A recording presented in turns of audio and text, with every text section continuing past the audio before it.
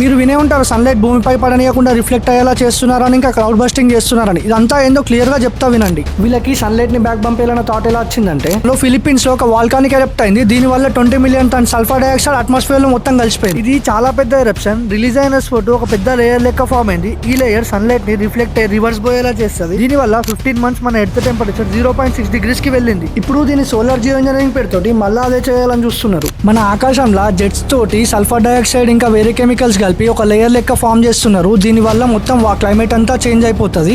దీనికి రిజల్ట్స్ అయ్యి sudden rains. ఇక్కడ మీకు ఒక డౌట్ రావచ్చు, వాళ్ళు ఇదంతా చేస్తే ప్రాబ్లం ఏముంది, హీట్ తగ్గిపోతే మంచిదే కదా అని.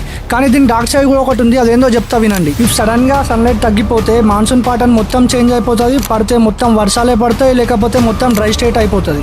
మన ఇండియాలో 55 to 60% పంటలు వర్షం నీళ్ళ మీద డిపెండ్ అయినాయి. ఈ ఫల్ జరిగితే మన కంట్రీకి చాలా పెద్ద loss. Sulphur dioxide ozone line damage చేస్తుంది. దీని వల్ల స్కిన్ క్యాన్సర్, క్రాప్ డ్యామేజ్ పెరిగిపోతుంది. మోస్ట్ డేంజరస్ రిస్క్ ఏంటంటే ఈ లేయర్ ఎక్కువ రోజులు ఉండదు. దీన్ని మెయింటైన్ చేయాలంటే లైఫ్ లాంగ్ స్ప్రే చేస్తూ ఉండాలి. ఇఫ్ ఎనీ రీజన్ ఈ ప్రాజెక్ట్ అయిపోతే సన్లైట్ ఘోరంగా బూస్ట్ అవుతుంది, ఇంకా వెదర్ ఘోరంగా చేంజ్ అయిపోతుంది.